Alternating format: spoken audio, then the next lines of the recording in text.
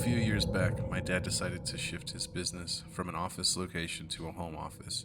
The business was doing well, and making the switch to a home office was a great way to cut down on costs. He only had a few employees that would come in several times a week to do work and hand in sales reports and hold meetings, so the need for a permanent office was gone. Everything was pretty much done online these days. At the time, they were living on an interesting large property with a main house and a large guest house. My dad repurposed the guest house so that the upstairs room were the offices and the lower floors were the sleeping quarters for the on-site maids that lived on the property. Once my dad made the shift and started using the house as an office, one of our maids, Cecilia, who had been working for the family for years, started to act out of line, not wanting to do the extra work. She was paid very well above average for someone of her services, and she'd been working for us for years, having earned the perks of practically being a family member. I'd known her ever since I was 8 years old. That seniority transferred to her not wanting to take on extra chores like cooking lunch for the employees or cleaning up the offices. She also had a really bad attitude. A few times arguments would break out between the employees and Cecilia. She was extremely respectful and nice with us, but extremely rude and nasty with everyone else. After a few weeks and several warnings to change her ways, my dad finally ended up letting her go because she refused to play nice with the other employees. That week, I was in town visiting when Cecilia got fired. The chauffeur, Juan Carlos, had gone into the kitchen to heat up some hot dogs on the stove.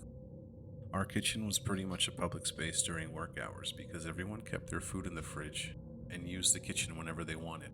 When Cecilia came in, she started screaming at Juan Carlos that he was not allowed in her kitchen and that he was way out of line for using her stove.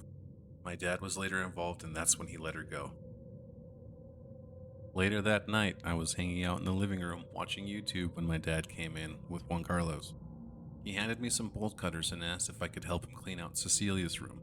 Juan Carlos and I grabbed a mop and bucket full of cleaning supplies and made our way to the guest house to clean up her room for the next person that would be taking her place. It was starting to get dark.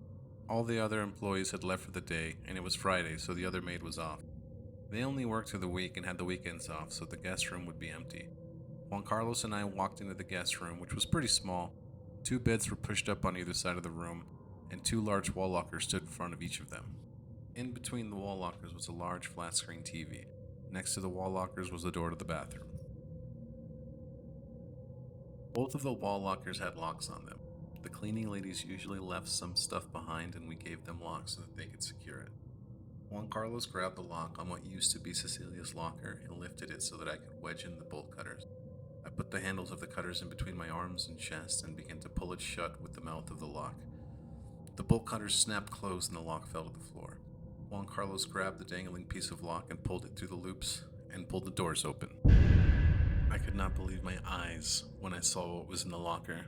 There was a large, lifelike statue of a female skeleton wearing a black hooded gown, holding a scythe. In front of her were 5 candles that each had different images of the same lady skeleton placed in a circle around a plate that had bones on it.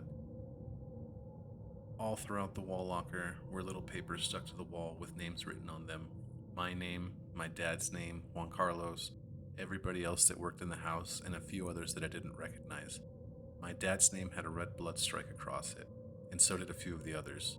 The bones on the plate looked like they were consistent with the size of our old bulldog that died a few months back. The bones were displayed in front of the statue like an offering. The smell took me by surprise. It smelled putrid and rotten, and I almost vomited. Dios mío, Santa Muerte, Juan Carlos said, fearfully, and then ran out of the room, leaving me alone with the creepy shrine. I'm not a very superstitious person. Being a veteran of the Iraq War, this kind of thing didn't bother me, but the bones sure did creep me out.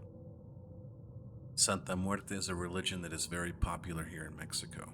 Cecilia was practicing death rituals in our house, and she'd been working and living with us for over 15 years. The next day, we checked the spot in the yard where we had buried our old bulldog, and his body was gone. When the rest of the employees found out about what we had found, nobody wanted to work in the office. My dad had to hire a limpieza, which is like a Mexican shaman that does a cleaning ritual to remove evil spirits. Everyone was hesitant, but once he did this ritual, things went back to normal after that, and my dad continued to run his business out of the house. and we never heard from Cecilia again. This story actually happened to me. I was about 23 years old and had just come down to Mexico City to visit my family. I had just gotten back from Iraq a few months before, and I had some free time and decided to take some much needed leave. It had been ages since I'd been back home after joining the army. On the third day of visiting, I got in touch with an old high school friend. He and I decided to meet up for lunch and have a beer in Polanco, a fancy part of town. My dad had a business meeting that day, and my mom had to take my little brother to theater class, so nobody was going to be home except for the two maids that lived in the house with them. My dad let me borrow one of his cars to let me go meet my friend. Polanco was not too far away from where we lived, but Mexico City traffic can be a real killer, and it can take forever to get anywhere. Luckily, I made it on time to the Wings Army restaurant and met up with my friend. We instantly jumped into catch-up mode, talking about what we'd been up to for the past few years since high school. I had joined the army, and he had started a lucrative business in the city and had been running that ever since. We caught up with each other's lives and enjoyed some boneless wings and beers while we talked. After the third beer, it was getting close to noon and we both decided to call it because traffic was about to pick up. 1 p.m. Mexico City traffic is a nightmare. We both said our goodbyes, got into our cars and drove off. I was happy and nostalgic after hanging out with my old friend. Memories of high school and old girlfriends filled my head as I made my drive back home. I was relaxed from the beers and enjoying my thoughts while listening to music when I drove around the corner and saw my dad's house. What I saw next instantly pulled me out of sync and thrust me into adrenaline mode. I instantly felt like I was back in Iraq and my body was on full alert. Everything was normal. It was a sunny day about 1 p.m. and nothing was out of the ordinary, except that the front door of the house was wide open and the house alarm was screaming like a banshee. I took a few seconds to collect myself and decided to call my dad. I picked up my phone and called my dad. It rang a few times, but nobody answered. He's probably in his meeting with his phone on mute. I called again and again with no luck. I punched in the numbers to my mom's cell phone. Again, nothing. Shit, are we getting robbed right now? Are they still in the house? I sat there in the car a few yards away from the house, stopped in the middle of the street, not sure how to proceed. I sat there for a few minutes, unsettled and indecisive about what I could do. Then I dialed 911. An operator answered, and I told the operator that I think my house is being robbed. They said they would dispatch an officer and that they would be there soon. Then the line went dead. So much for staying on the line with me. It was reassuring knowing that the police were on their way, but who knows what soon means in Mexico City. Could be a few minutes, could be a few hours. I waited there for another 5 minutes, just sitting in the road, unsure of what to do. I decided to take a closer look and drove the car up closer to the house. Fuck, I wish I had a gun right now. I felt like an infant, completely vulnerable. As I pulled closer to the house, the alarm got louder and louder. I couldn't see anything inside. The only thing I could hear was the ear-shattering alarm ringing off and on, stuck on repeat. I pulled up even closer, now only a few feet from the front door of my house, and that's when I heard the next thing that got my heart pumping. It was a scream, a woman's scream, coming from inside of the house. Since both my parents and my little brother were out of the house, I was relieved knowing they were not the ones inside. Neither of my parents' cars were parked outside or in the driveway, so it had to be one of the maids. Flora or Josefina, I thought. Fuck, are they inside? I couldn't make out whose voice it was, but it was definitely a woman's scream. I sat in the car thinking about what I could do. And where the fuck are the cops? Then I remembered my dad had a gun that he used to keep on top of the fridge in the kitchen. A small 9mm. He always kept a gun there, but I had not looked for it since I got back. I could wait for the police to show up, but who knows how long they're gonna take. Hell, they might even rob me while my house is getting robbed. You honestly can't really trust them to do anything here. So I went to the front door and peeked in. The house was desolate, except for the ear-shattering alarm going off. I thought that if I could go into the house with the alarm going off, nobody's gonna hear me come in. I just might be able to sneak into the kitchen and secure the gun if it's even there. The kitchen was a straight shot from the front door, only a few feet. If I can make it there, I would be armed. I took a few more seconds to check around for any movement. I saw none, and then I made my move towards the kitchen. The kitchen was also empty. I ran up to the refrigerator and reached up and looked around for a gun. When my hand slid around the grip of the small Walther 9mm, that feeling of insecurity and vulnerability instantly vanished. I felt like I was gaining a little bit of control over the situation in my head. I checked the chamber and there was already a round loaded. It's got bullets, nice. I turned around, holding the gun in front of me, and proceeded to clear the lower floor of the house.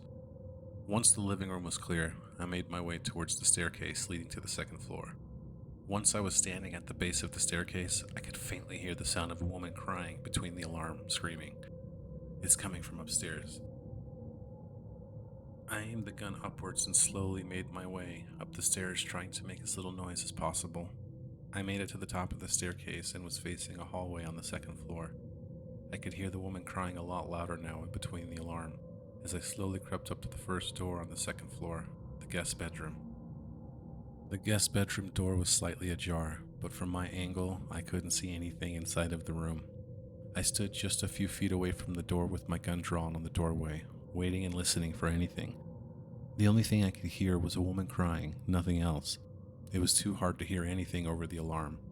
If somebody was in there hurting the maids, I needed to rush them while I still had the element of surprise. I planted my feet leaning against the wall and counted to 3 in my head, mentally preparing myself to breach and clear the room.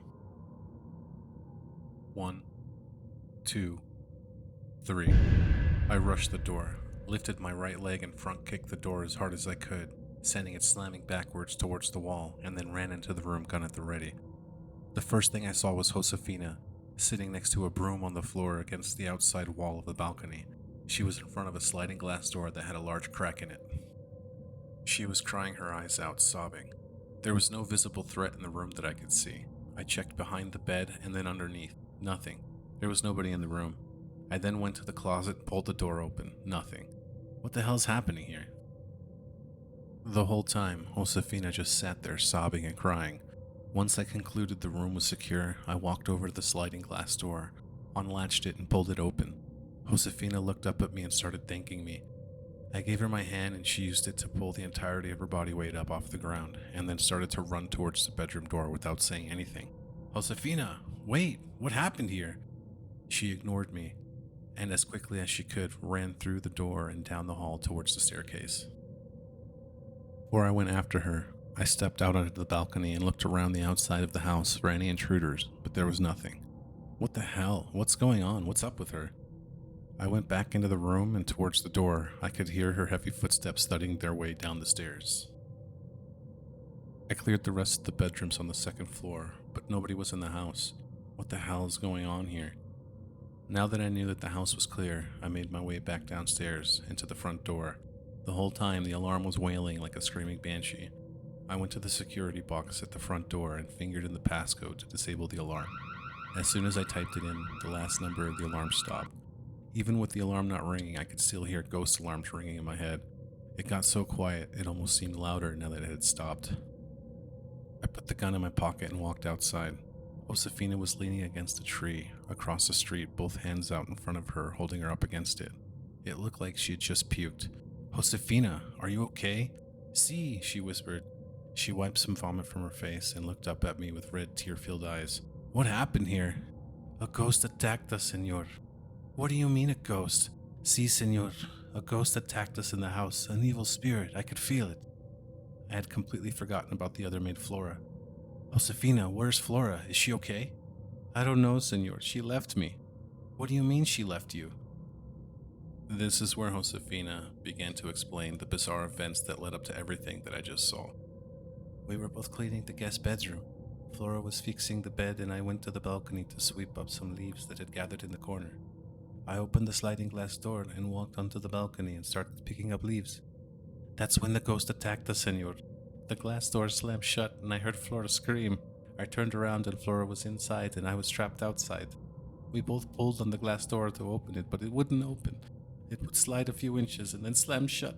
The ghost would not let me leave the balcony. I could feel it was angry. Flora also tried helping me open the glass door, but neither of us could get it open. The ghost slammed it shut. Finally, on the last try, we both pulled as hard as we could and the door opened about a foot and then slammed shut. Flora screamed and ran out of the room, leaving me on the balcony, and I panicked. All I could do was cry. I was so scared. I was hyperventilating and I sat down, and that's when the alarm to the house started screaming, and I just sat there crying. I thought the ghost was going to kill me. It wanted me. You're okay now, Josefina. Nobody's going to hurt you. I'm here now. I could not help but think, Jesus, a ghost? Really? A police car drove around the corner and began approaching us. Yay, the cavalry is here. I've already cleared the house. Nice of you to show up, I thought. The police officer drove up to us and asked if we were okay. I walked up to him and explained to him that I was the one who dialed 911 and that the situation was fine. Seeing the crying Josefina, he parked his car and asked her directly, and she also confirmed that we were okay. The cop then asked me what happened. I explained that I'd gotten there and that the front door was open and that the alarm was going off, and that I had heard a woman crying, so I went in to make sure that nobody was getting hurt. He told me that that was a stupid thing to do and that I could have been killed. I also forgot to mention that I had a gun on me for obvious reasons. So I got to the second floor and that's where I found her, stuck on the balcony. Apparently a ghost had attacked both of them. The other maid got so scared she left Josefina here all alone on the balcony, scared out of her mind. I still haven't seen her.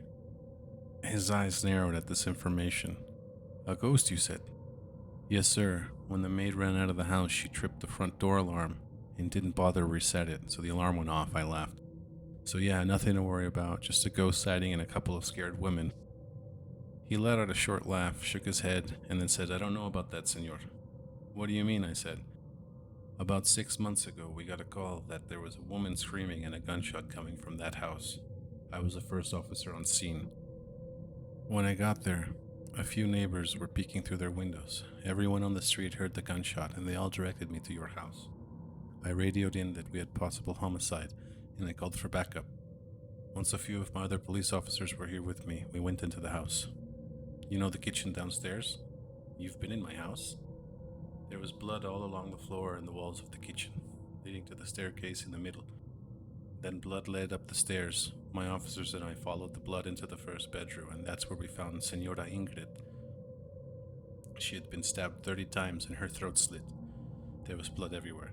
And out on the balcony, there was the body of her husband, dead. He had shot himself in the head, dropping the knife he used to kill his wife.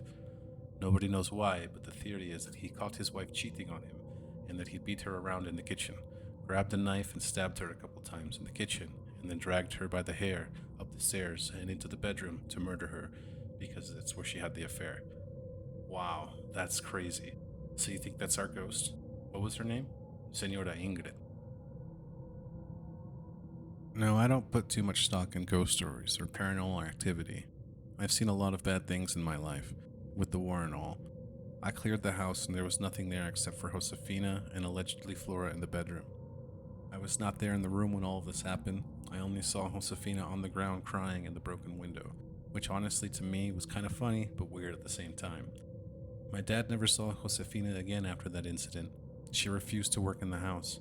I ended up going back to the US before anyone got in touch with Flora about what happened, but she came back to work with the family a few weeks later. As for the guest bedroom, none of us ever go in that room. It's an ordinary and simple room, but it creeps the hell out of all of us, especially after we confirmed through the internet and word of mouth from our neighbors that what the police officer had told us was actually true.